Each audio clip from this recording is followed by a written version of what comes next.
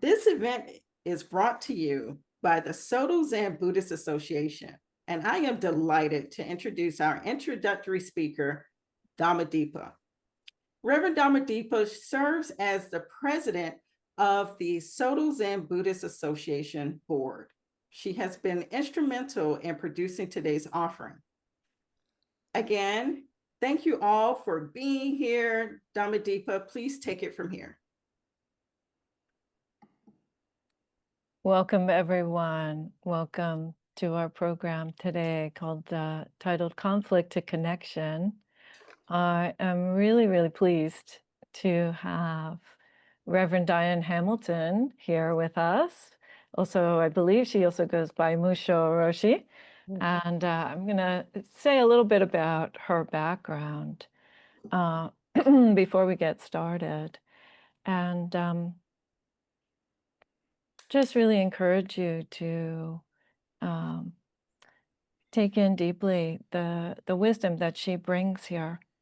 And a little bit about her background. So she is an award-winning mediator and teacher of Zen meditation. She received Dharma transmission from Genpo Roshi in 2006.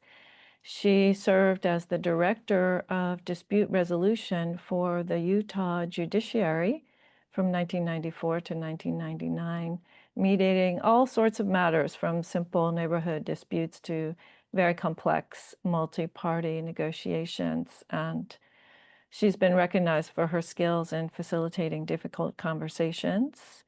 And she started working with Ken Wilber and the Integral Institute in 2004 and held many transformative containers for people interested in their personal development for 15 years. And she's also the co-founder of Two Arrows Zen, a Zen study center and practice center in Utah. She's the author of numerous books, including the most recent one, Waking Up and Growing Up, Spiritual Cross-Training for an Evolving World, which she co-authored with Gabriel Kaigan Wilson. And I will say that just personally, part of the reason why we have Musho Roshi here with us today is just because of her very personable and warm presence. I have really enjoyed getting to know her just a bit and really appreciate her thoughtfulness. So with that, I'm going to turn it over to our expert here, and welcome again. Dhammadeepa, thank you so much. Thank you to you and the SCBA for really thinking about the well-being of all the members of the SCBA and making these programs possible. And I'm especially grateful for being invited here today. And my hope is that I can share something, even though we only have 90 minutes, that you find useful and will be able to act on in your own lives and in your own sanghas. So thank you again for having me. Welcome everyone to the call. So I'm going to change my view so that I can see everybody. There we go. Hi everyone, welcome. It's very good to have you here. I'm so excited to spend this time with you. I usually like to begin an experience like this by being very clear about what my intention is, and also what the intention that I share with the staff of the SCBA about what it is that we're going to do today. And I like to remind my own students that, oh, and by the way, if anybody wants to change Diane to Musho Roshi, you're welcome to do that. I don't know how to do it. I tried and I'm not very good at it. So Keegan, if you'd like to do that, I'm happy for that. So I like to remind everyone that what's important about our intention is that our intention is a guidepost for our attention. And what I mean by that is that whenever we become somewhat confused, we're disoriented, we're not entirely sure where we are or where we should be in a conversation, in a learning setting, in life in general, that our intention is a nice reference point to have. Because if we're clear about what it is we're intending through engaging today, that can help us orient in moments where we lose track of what's happening. And all of us know what it's like to feel confused or disoriented or doubtful about why we're doing what we're doing. In a situation like this, I think there's a lot of kind of an implicit sense of what our intention actually is. So I'm just going to make mine explicit so that we can participate in that together. And first, before I do that, I'm going to give you just a little bit of background in terms of my training, and that will help to inform my intention. So I've been studying the Buddha Dharma since I was 22 years old, and I was looking for some orientation in my life that could help me make sense of the kind of challenges that I experienced in my upbringing, the losses. I lost 7 very close friends in the period of about a year when I was 17 years old, and I had a very, very profound existential questions. And I also, I mean, maybe many of you feel this way. I think that I was born with something like a philosophical mind. So I ended up asking questions about life, existence, birth, death. And when I encountered the Buddha Dharma, as the Master Bankei says, I felt my existential itch get scratched for the first time in a real way.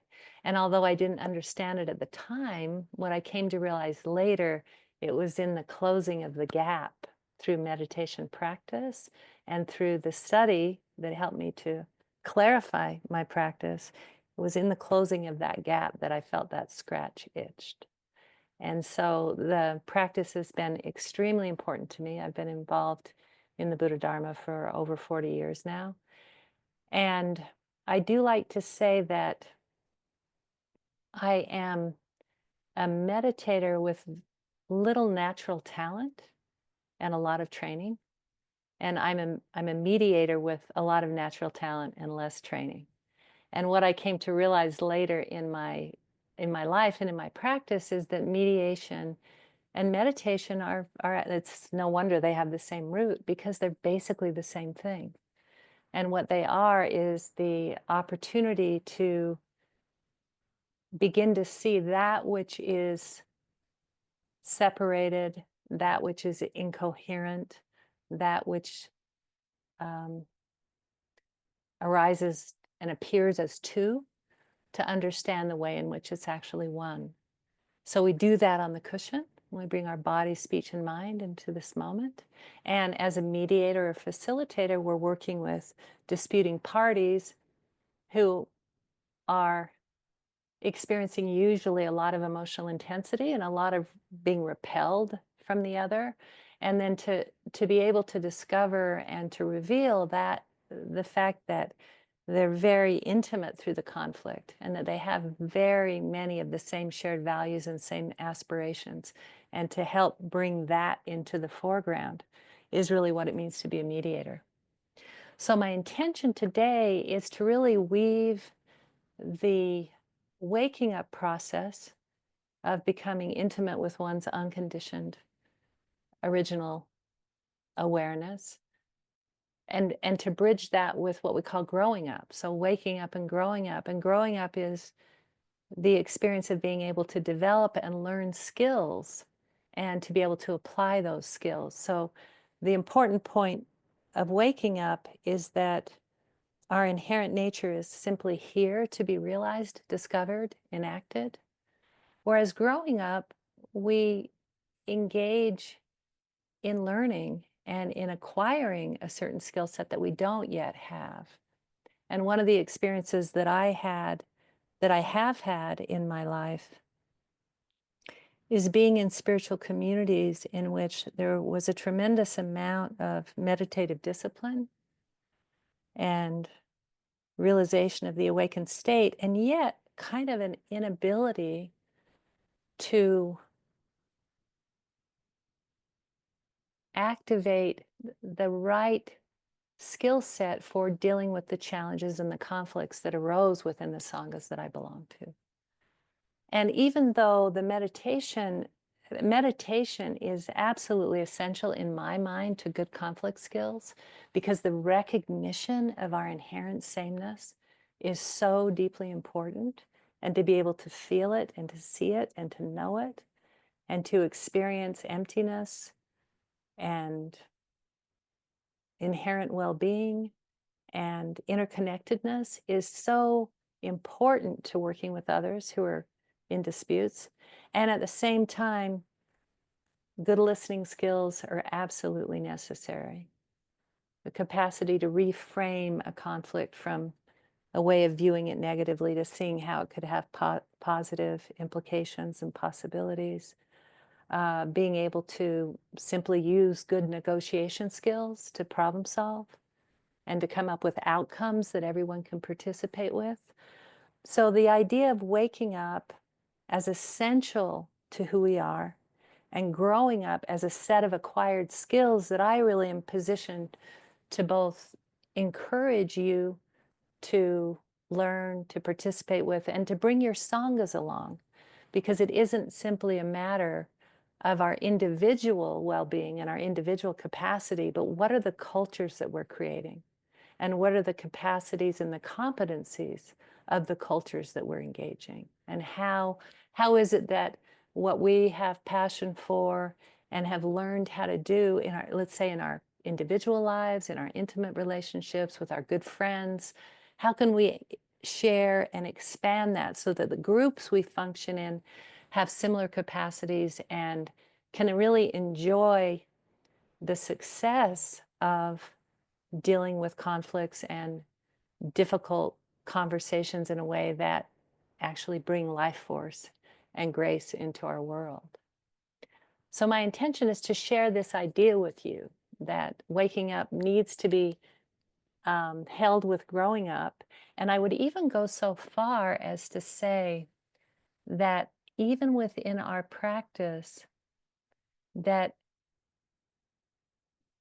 you guys can challenge me about this, but that ego development, the maturation of the ego has a place. That how we relate to self-identity can grow and become more mature, and in a certain way create even a more reliable platform for the leap into no self, if you will, if you don't mind that. So that's what I have in mind for today, and I hope that that interests you. And today we're mainly going to focus on what does it mean for a Sangha to become emotionally mature?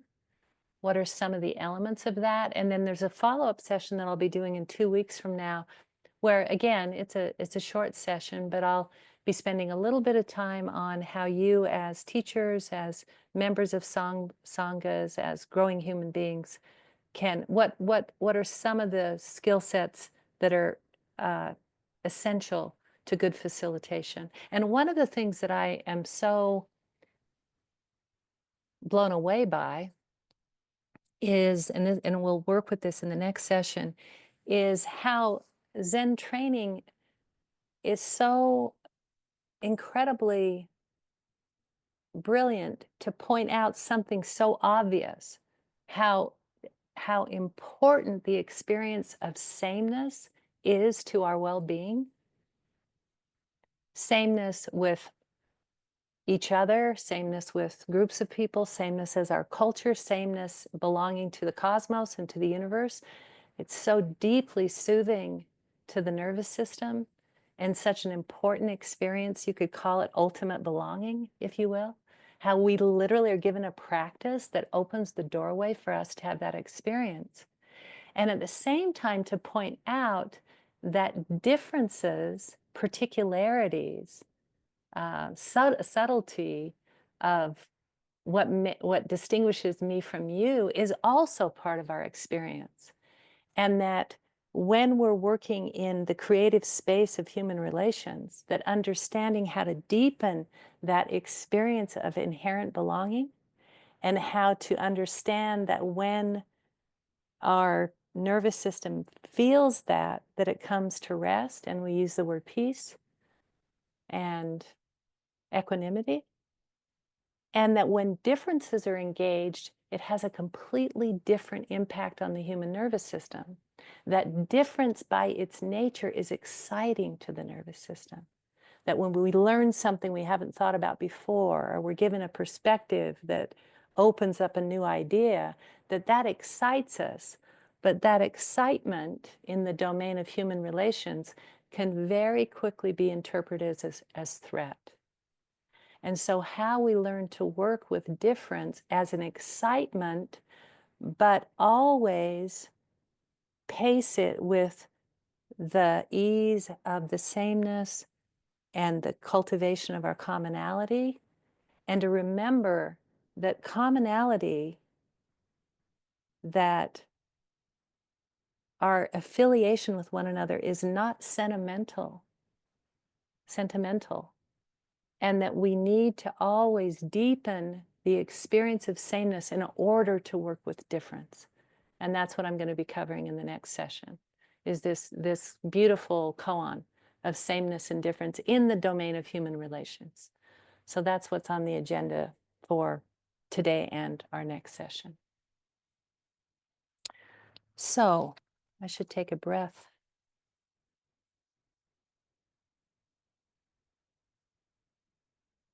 I feel myself get excited about this content. So what does it mean for a Sangha to mature, to be a mature Sangha? And I want to just give you a moment to reflect on that, because again, you're engaged with one another all the time. You're learning from one another. And if you've persisted in this practice, which many of you have for decades, you've experienced your own journey of maturity. And keep in mind, maturation is not the same process as awakening. Maturation involves time. Awakening can be instantaneous and needs to be deepened over time, but maturation always involves time. So I'd ask you to reflect for just a moment on your own maturation, the ways in which you feel that you've grown and changed, and what the practice has afforded you in terms of your ability to make contact with others, to extend your goodwill towards others, to work with your emotional challenges. Sometimes we call them afflictions. And to be able to actually inhabit and manifest your genuine goodwill. And I'm making the assumptions that most of you have been through a significant maturation process in the time that you've been engaged in the practice, and that you've seen that maturation happen in others. The question that I would like to ask is, has that included growing in terms of how you work with conflict? Have you seen yourself grow in that way? And have you seen those around you become more proficient in their ability to deal with conflict? And there's, in my experience, as I said to you before, I'm a Dharma mongrel. I was trained at Naropa Institute in my early 20s, and I was influenced and became a student of Chogyam Trungpa Rinpoche's teaching. And then I moved back to my hometown in Salt Lake City. I migrated into the Zen school, practiced for many years, still practice with Genpo Roshi, who's my Zen teacher.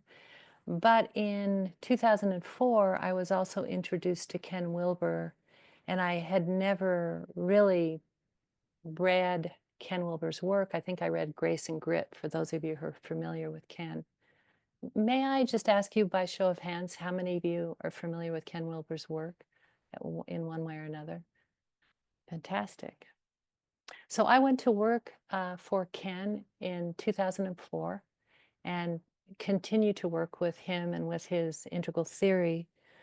But the impact that he had on my practice life as a practitioner of Buddha Dharma was to really give me permission to think about waking up and growing up, and the way in which my world of conflict resolution involved a skill set that I experienced the sanghas that I was in as lacking.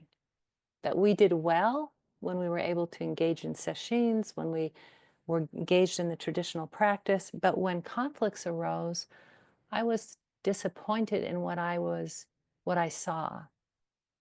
And what I saw was a lot of people become kind of functioning under an idealization, a spiritual idealization that conflict shouldn't arise, and that if it was arising, we were doing something wrong, as opposed to conflict arising in the natural course of human relations, in the domain of one and two, and that there was creative opportunity in conflicts, there was energy, there was new possibilities, but rather this view that it was wrong and shouldn't be happening seemed to prevail.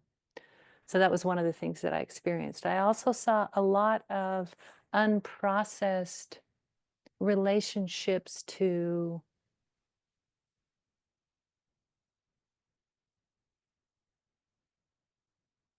power relationships, one's own relationship to power, to one up, one down, to how human beings deal with the inherent hierarchy of being a primate, fundamentally. As we know, we have a lot of chimp DNA, and hierarchy is a really essential part of our life form.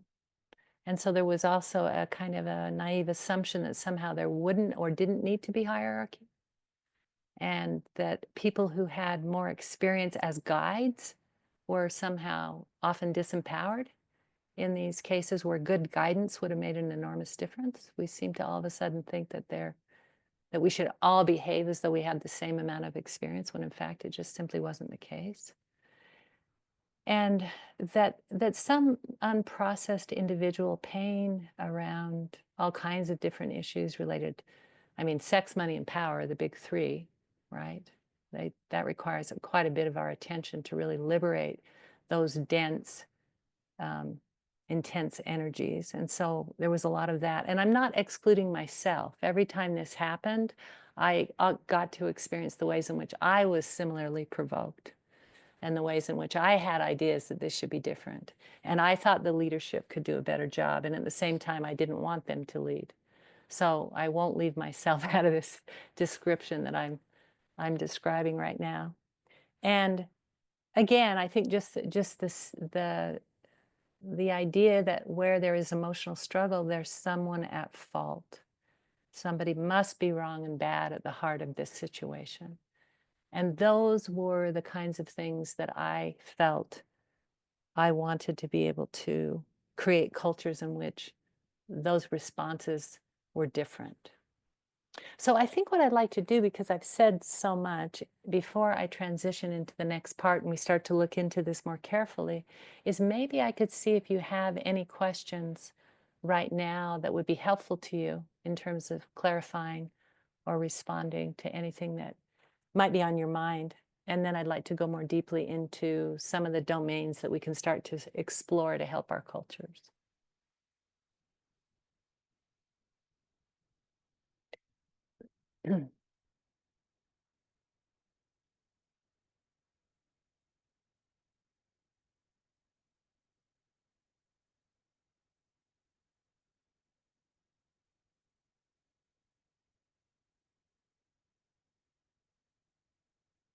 So I'm going to take that as an indication, a signal to me that you're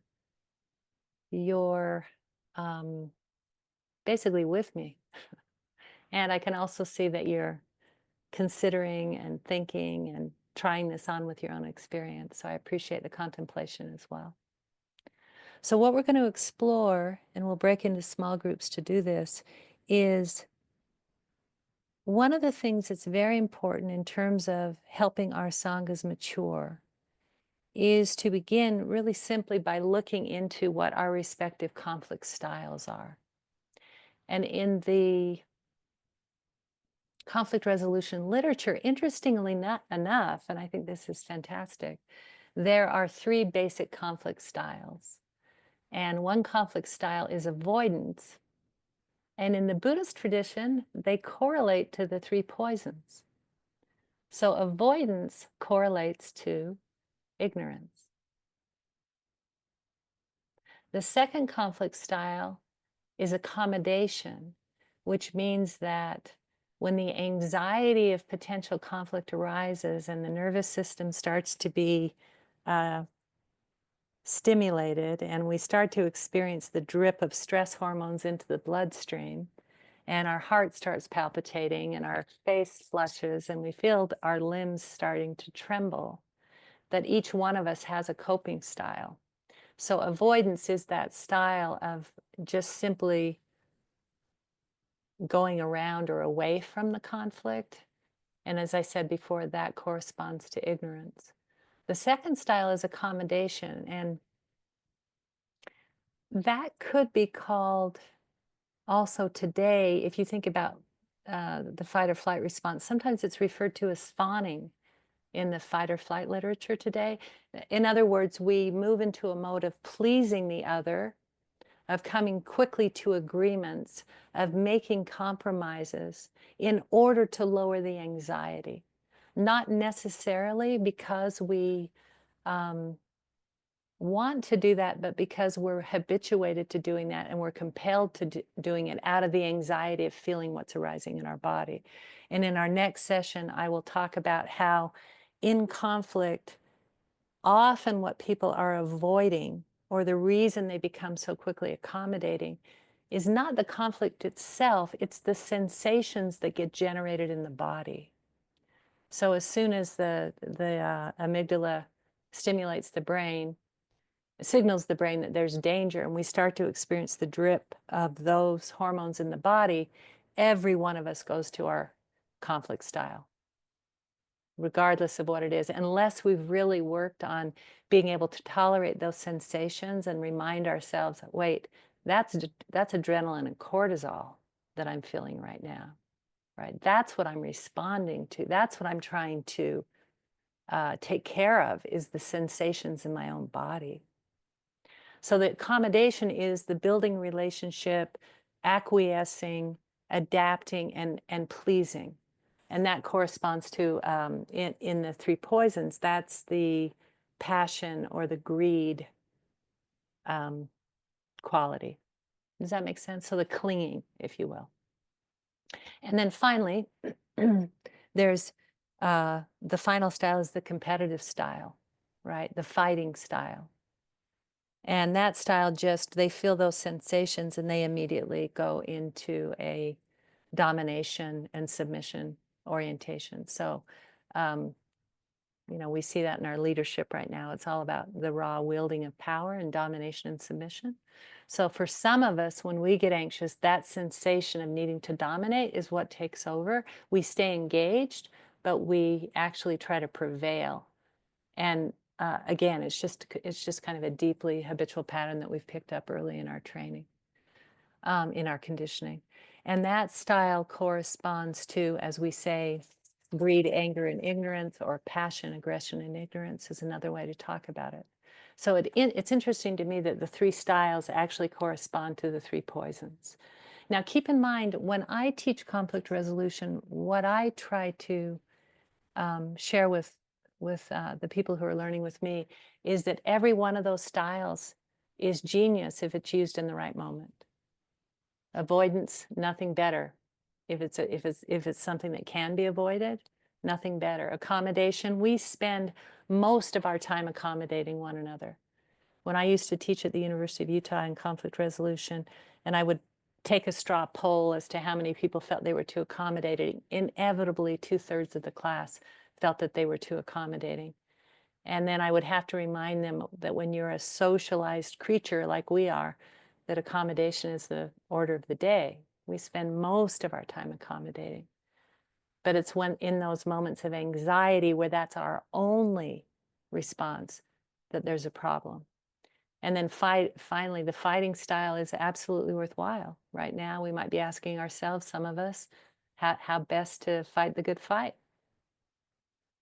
When do we stand up? When do we take hits? When do we refuse to back down? When do we, use that capacity for domination and submission for the well-being of the whole? There may be moments where that's precisely what's needed. So what I'm going to invite, if I could please, in small groups, we're going to take 20 minutes in groups of 3. And we're just simply going to do an exploration of our own conflict style. And the way this is going to work is that there'll be 3 of you. The first person is the speaker. The second person is the listener. The third person is the observer. So if I'm the speaker, I'm going to talk about my conflict style. In my case, unfortunately, I have to confess, I'm the fighting type. And as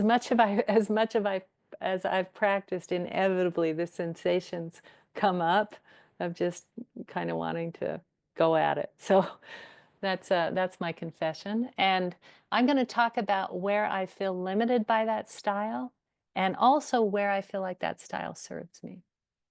So again, I don't want you to think that of your style as bad and wrong. It's just limited, right? The ego isn't necessarily bad and wrong, but it's awfully limited and it does create suffering. So our style is the same. Because we respond to it habitually, there are situations in which it doesn't work for us. And so I would just say the situation I think in which it works least well for me is with my most intimate partners and friends, because I'm the most careless with them. And that's just the truth. I feel like when I'm with colleagues or when I'm working in situations where I don't know people as well, I'm just not as indulgent. So basically, it's a kind of confession. What is your style? How does it work well for you? How does it not work well for you? And can you imagine a way in which you could try on the other 2 styles so that you develop a diversity of responses instead of being locked into one way of being? And this is something that I would invite you to take back to your sanghas and do this same exploration. So the person who's the speaker, when they're finished speaking, the person who is the listener is going to reflect what they've heard and ask any clarifying questions. And the person who's in the third seat is simply the observer. And you're going to observe exactly like you do in meditation, without an agenda particularly, except to pay attention, to notice what you notice, and to simply be embodying presence in the moment, and paying attention to what captures your attention and what doesn't. So we have the speaker, we have the listener, we have the observer or the witness. And we're going to go around. You're going to have to track time. You're going to each have 5 minutes for your confession and for the listener to reflect. So 3 minutes to speak, 2 minutes or so to reflect, and then you're going to rotate. Does that make sense to everybody? All right, good. So we'll see you back here in 20 minutes, and I hope you enjoy this investigation. See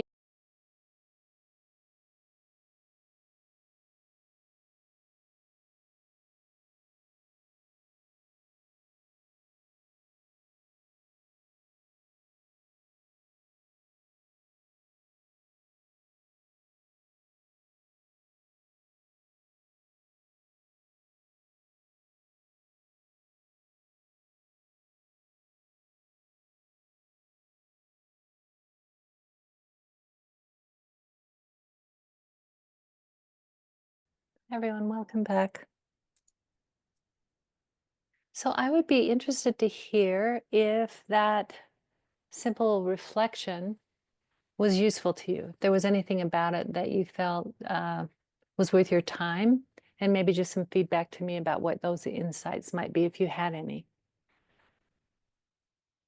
And you're welcome to press the raise hand function if you would like, or you can simply raise your hand.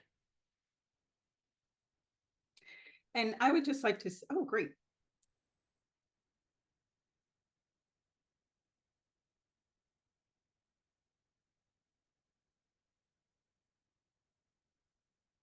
Hi. Kuku how are Yes. you? Oh, good. I would, yeah, I thought that was great, this exercise. People were very honest. I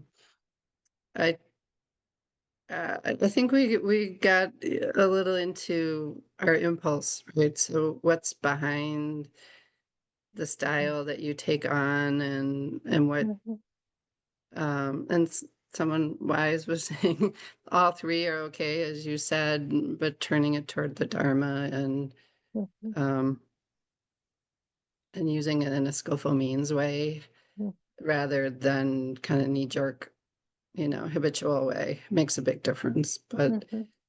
But there's definitely a pivot where there's going to be an emotional response to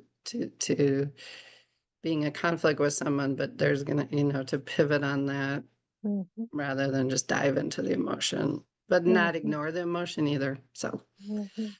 Yeah. So, if you don't mind my reflecting, what I hear you say is that in your group, it's a common response to feel the emotion arise. And the question is, do we each have the wherewithal to turn towards the benefit for the whole, as opposed to staying in a more threatened or competitive mode? And that seems to be the key. How do we develop that so that we care about the greater good as opposed to our own individual position? yeah, Shall I respond to that? sure. Well, I think practice is at the heart of that in terms of clarifying our intention, what bodhisattva activity is, what it means to orient to the whole. But I think what becomes really critical is the reinforcement that comes from having success with that, where you're actually able to step beyond your private considerations into the larger space and behave in a way that brings out the best in everybody. And the more we reinforce in that, the more we love that flavor. So I have tremendous confidence in our ability to learn it. Thank you. You're welcome. Okay, our next reflection. Dana? Hi, Hi, Dana. How are you? very well. Thank you. Thanks for Good. having us. Mhm. I was struck in our group that it seemed all of us had multiple modalities that we accessed in Mhm. different ways and at different Mhm. times. Mhm. And it seemed that we all felt more or less comfortable using those or with our way of using Mhm. them.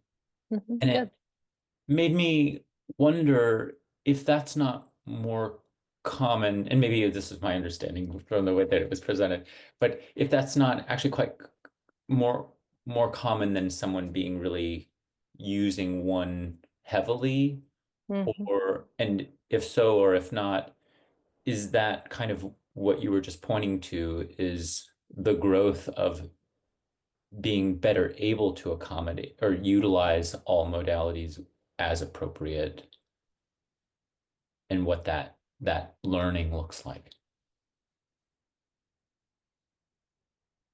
So, what I'm hearing you describe is a kind of proficiency with these different responses and a comfort level with that flexibility.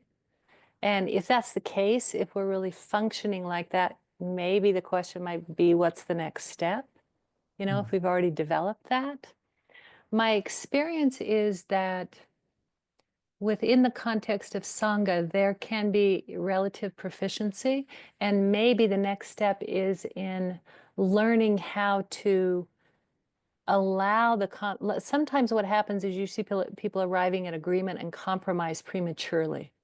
Mhm. And what is lost is the energy and the creative potential that the The dispute difference. Yeah. has, that the Right. difference has, yeah, Mhm. and that somehow holding the difference long enough to be able to learn more about it is usually what I see people not able to do as well. In other words, we can come to agreement, but often it's premature and we haven't learned from the conflict. Great. Does that make sense? Yes, thank you. Great. And I'd be happy to open it up to reflections and questions, Zena. Either one are fine. And then I'll also share some further thoughts about changing culture. Thank you. And we will move to the next reflection or question.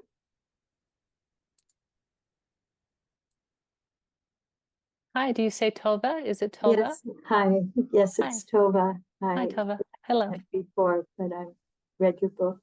Oh, thank you. Appreciate it. I had trouble with there only being 3 conflict styles. And I thought that there should be a 4th. Oh, yeah. Go ahead. And then you kind of named it when you said we can step out of our individual ways of dealing with Mhm. conflict to think about the larger space. And if we meet I feel that the way of meeting conflict with curiosity Mhm. and listening, Mhm. it doesn't fit any of those 3. It's you know, Mhm. and Maybe that would be solved if I called them kind of the defensive styles of conflict. Because what you're talking about now is the same thing that Dana talked about, which is actually we're experiencing quite a lot of skill in terms of being able to genuinely collaborate with each other. yeah, That's kind of a proficiency in terms of dealing with the styles so that they're not simply defensive. So that's a great nuance. Thank you. I thought you were going to talk about passive aggressiveness. no. Okay, because that's often the That's just 4th another style. form of it's just Yeah. another form of conflict. Yeah, that's right. That's right. Thank you. Thank you. Thank you. Mhm. Passive aggressiveness, as we know, is avoidance and aggression together. And to the next question or reflection. Yeah, so Mushiroshi, thank you for your sharing there. I Mhm. appreciated it, and I enjoyed the exercise. I actually learned a little something on about myself in the reflection. And what I wanted to ask is, so I learned in my family system the competitive style of conflict, and then have moved in my now what I consider my later years Mhm. Yeah. into more of an aversion style. Mhm. And I notice what I reflect on is accommodating seems to come very naturally with some people, Mhm. and with other folks, I just can't even find a door in. I'm not really sure how Mhm. to do that. So I wonder if you could Mhm. speak to that aspect of finding the door in. Well, If the it feels like accommodation is a good way, is an appropriate response in the particular situation. Yes. Let me make sure that I understand your question. So when I worked as a professional mediator, I would sometimes observe real differences in people's capacities to open, to take on another perspective, to empathize, so that some people who came to my mediation sessions were really stuck in a very, what we would call an egocentric mode, and that they literally couldn't open up to connect to another party. And that sounds like sometimes you find an inability to bridge that gap with people that you're working with. Am I hearing that right? I want to make sure. Well, I'm not sure, because what I Okay. said actually to my group was that I feel like the way that aversion sometimes serves me is to step back and be able to take in a bit more about what's happening for that other person, or what's the other agenda or the other need that's being presented, and like that. Mhm. But yeah, more like something maybe related to that other question of creativity. Like at what point, how does the creativity start to come in such that there could be not, right, not what I am bringing in terms of a need and what they're bringing in terms of a need, but some shared way of going Mutual forward. space in which that can arise, in which the creativity can come up, that kind of cultivation of the space so that it becomes full of possibility and potentiality. Yeah. And that does, I think you're implying that there needs to be a relational field for that to happen. Like you can be creative on your own and the other party can be creative on their own, but unless the two of you come together in that shared space, the creativity is not going to be mutual. So is that what I'm hearing? I think that's right. I think that's right. I just think that's a really nice observation, that for us to be truly creative requires us to be in the same and other same and different space with the other, which is really generative. That's what's so powerful about everything the same, everything different. It's the most generative space. If we were only the same, there'd be no creativity. If we were only different, there'd be no bridging any gap. So it's in that space of same and different that creativity arises. Yeah. Yeah. And it's what we inherit from the universe, what we call the creative advance into novelty, right? Mm. Like something new and fresh can emerge, but not if we don't engage. Mhm. Mhm. Great, thank you. Yeah, thank you very much. So I would like to say this, that if you were to share this and just have people contemplate their styles in your sanghas, the question may arise as to how do I genuinely learn to inhabit those other phases. There may be people in your sanghas that don't feel like that they're as facile with all three styles. And what I would want to suggest to them is that cognition, the idea that we can learn something, often precedes learning it. So that to be able to think, oh, I can become diverse in my conflict style. I can learn how to avoid when that's a skillful response.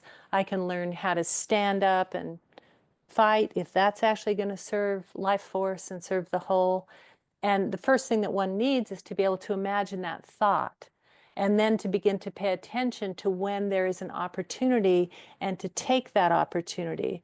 And to go back to what Dhammadippa was just saying, one of the things that I think you probably understand, but is really important in adult development circles, is that human beings learn best in relationship to other human beings. You can learn abstractions and you can learn theorems and you can learn all kinds of things, not in relationship. But you need to be able to develop a context in which people can practice avoiding if it's not their style, or practice taking a stand for their perspective for a few minutes if it's not their style. And that's one of the reasons thinking about culture becomes really important, is because we grow in relationship to the other people who are around us, practicing or modeling the same things. And that's why, you know, I sometimes take issue with some of my colleagues out in the Dharma world who think that the traditional student-teacher relationship can be replaced by an app or can be replaced by an AI. And I just flatly reject that as a possibility, which is not to say there aren't things you can learn from apps and from AI, but to learn these skills requires practice. It requires encountering those sensations in the body. It requires breathing. It requires imagining a different response, being with people you can take risks with, and then getting feedback on your practice. So that's why it's so important that we build these cultures. And I am aware of a study that was done at Google where they studied their most effective teams, but also their most satisfied teams. Like there are two criteria, both effectiveness and satisfaction and belonging. And what they discovered in those groups is that the groups were able to expose themselves more fully. There was a cultural norm about being able to make mistakes and confess those mistakes, and also getting to reveal one's doubts. So in other words, having trust in the others is what led to so much satisfaction, and that you could be your whole self, not just your high-performing self. So I just am sharing that because it might be useful for you when you think about your sanghas and this particular skill set. Wow, that was very informative. Thank you. We'll move on to the next reflection or question.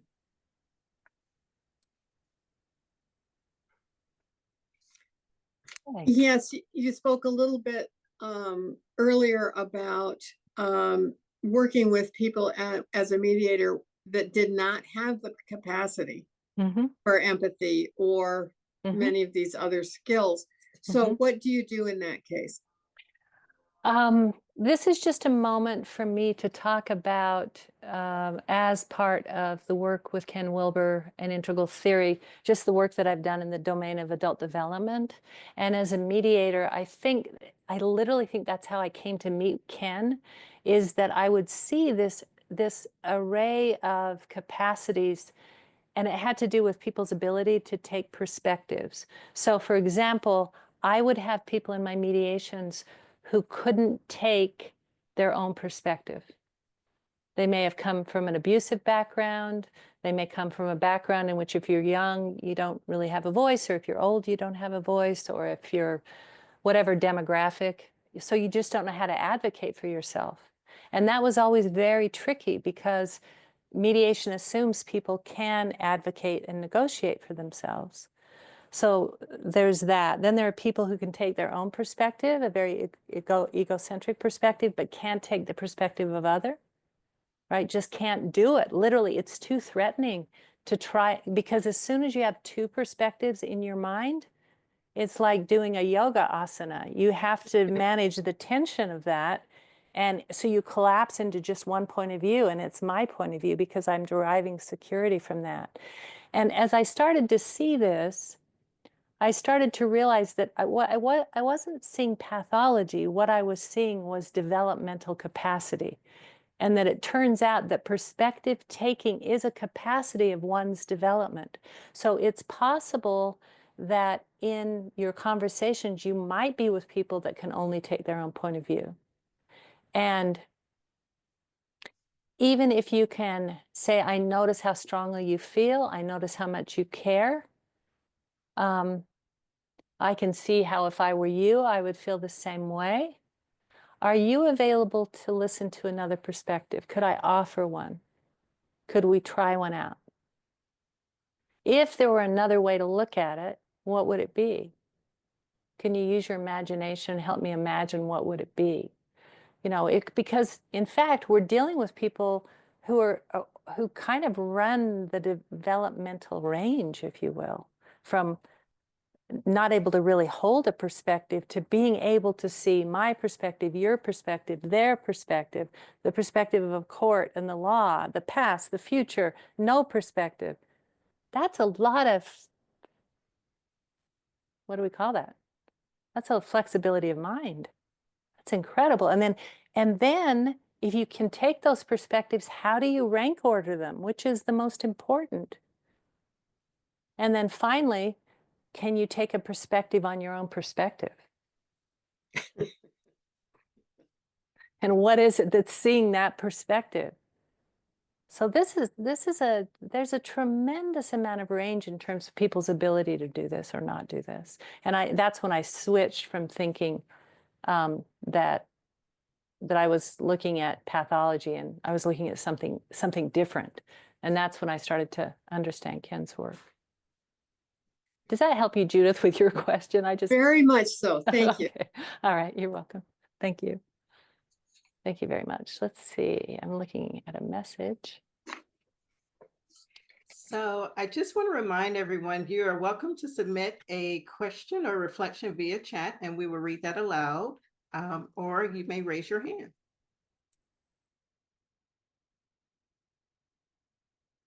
And I have a few more things that I'll share with you before we close out the session today.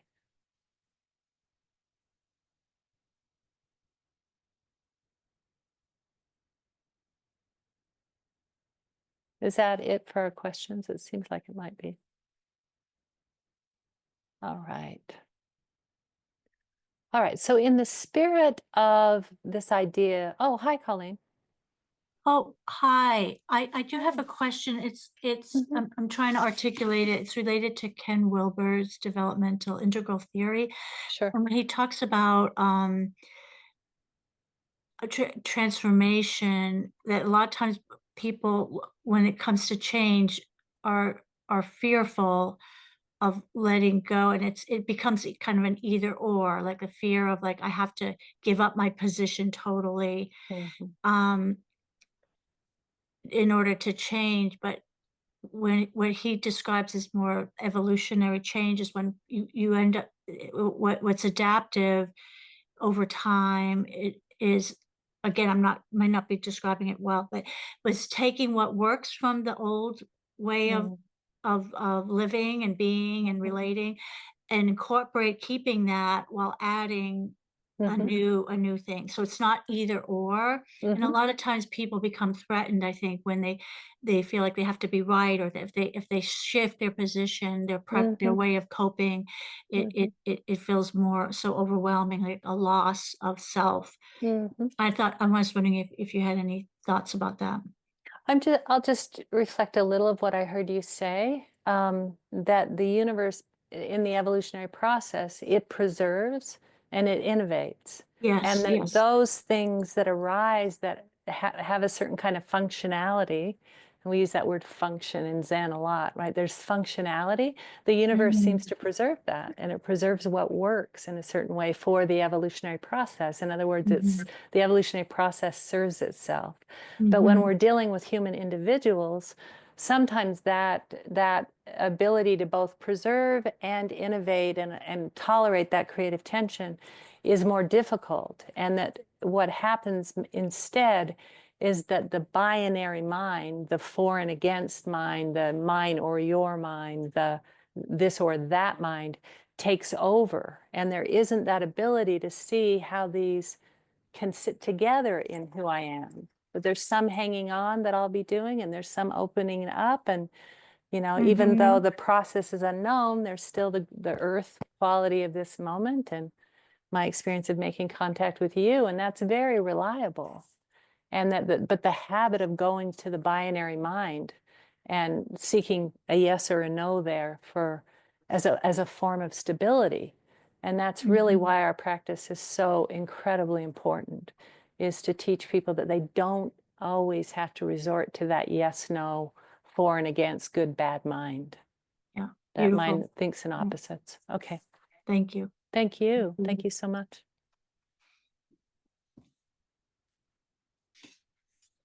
Well, I just wanted to say we have about 5 minutes left for the large group activity before we close out. And actually, I'd be happy to yield my 5 minutes of closing to Musha Roshi so she can continue to share whatever it was that you want to bring forth at this time. Thank you so much. I just want to close by saying that cultures change because individuals change. And that when individuals change in large numbers, then the culture changes. So really, when we talk about learning conflict skills so that our sanghas and our local cultures can be less stressed, more fluid, creative, and all the things that you say you're already doing. I mean, that's what I heard as part of the feedback, is that there's a lot of this that is already accomplished in your groups, and that there may be a challenge in continuing to share these skills with others, or in possibly letting yourselves conflict more and allow the conflict to disclose more of these truths and how these truths are interacting, and then pay attention to it and notice, wow, when the polarity flips. Because when a conflict is held in creative tension, you'll be amazed at how often suddenly a person who was speaking one position is now speaking the other, and the reverse is true. And when that happens, you know you are in the mind of oneness. It's expressing itself as two-ness. There's nothing more powerful than a polarity flip. And you probably see that happen in your conversations with your partners or your spouses or the people that you're close to. You're going along, and all of a sudden you end up representing opposite viewpoints. I mean, how beautiful is that in terms of the play of two and the backdrop of one? I mean, that couldn't happen if there wasn't just complete interrelationship, interconnectedness. And we're so seduced by the separation that we forget that the wholeness is always there to be acknowledged and drawn upon.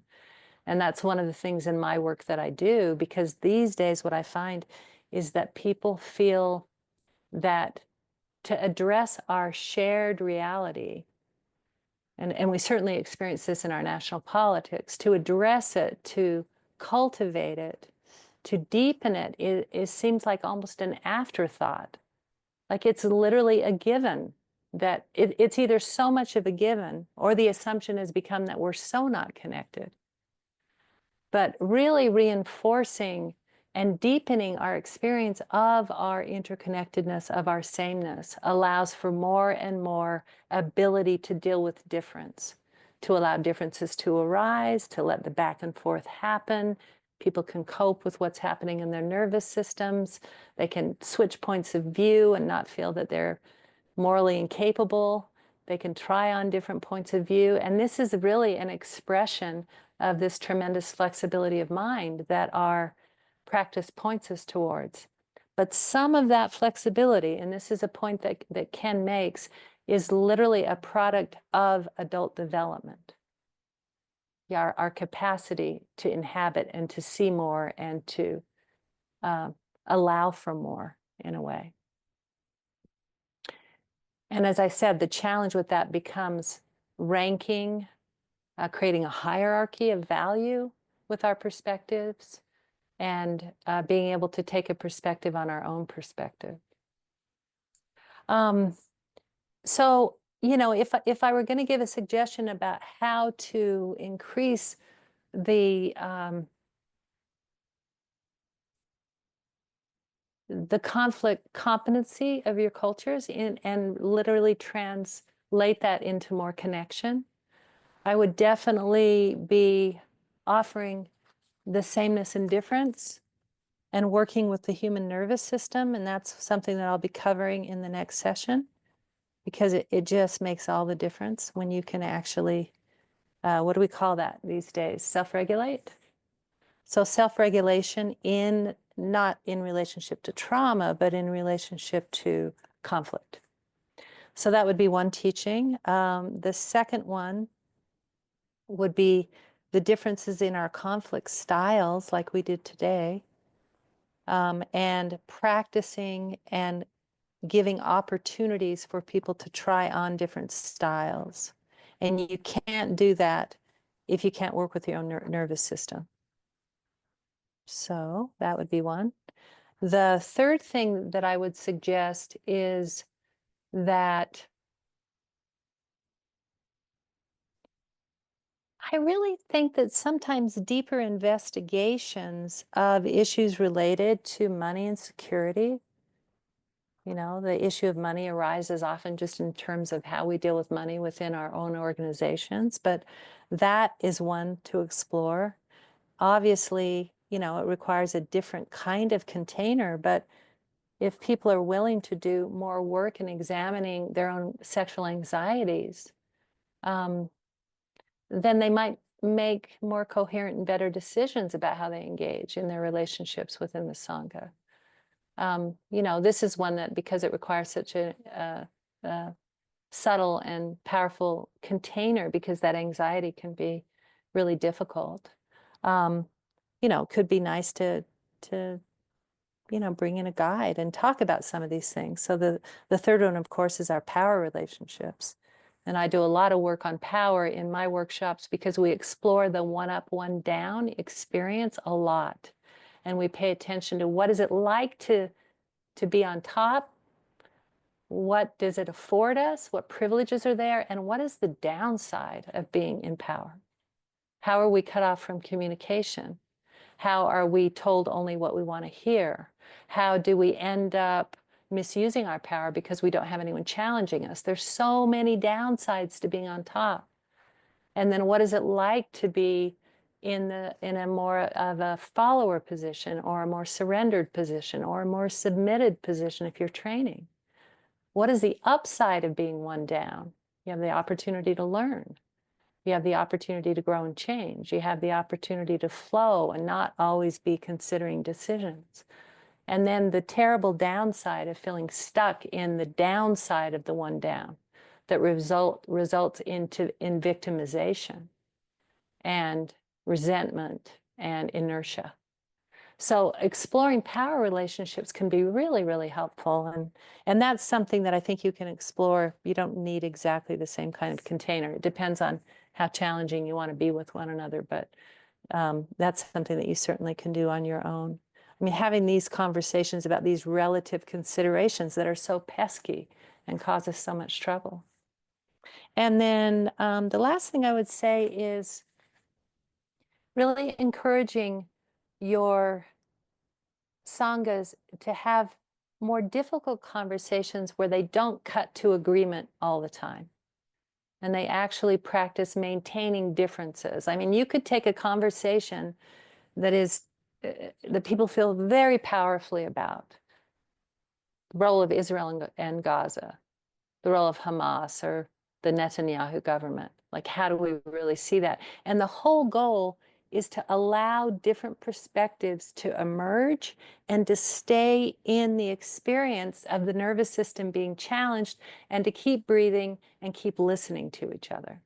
Like, not to quickly move away from it, but to sustain and let the differences expand and inform us. I think that's a skill that even the best of you could probably practice a little bit.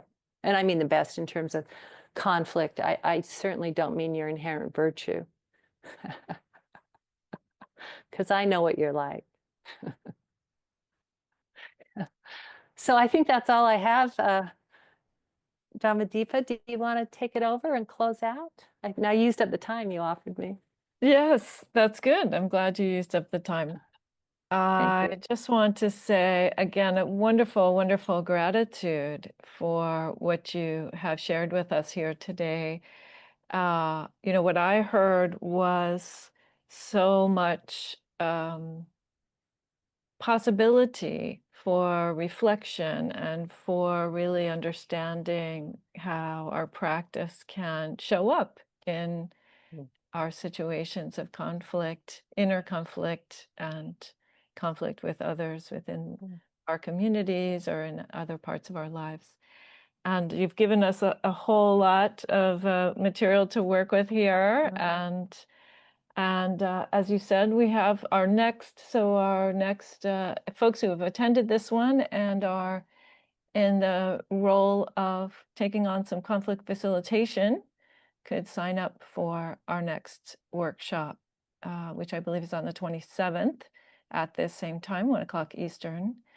And yes, may what you have shared here today be of benefit to each one of us and to all of our sanghas and all beings, that we might all be awake. Thank you so much. And Thanks, everybody. thank you.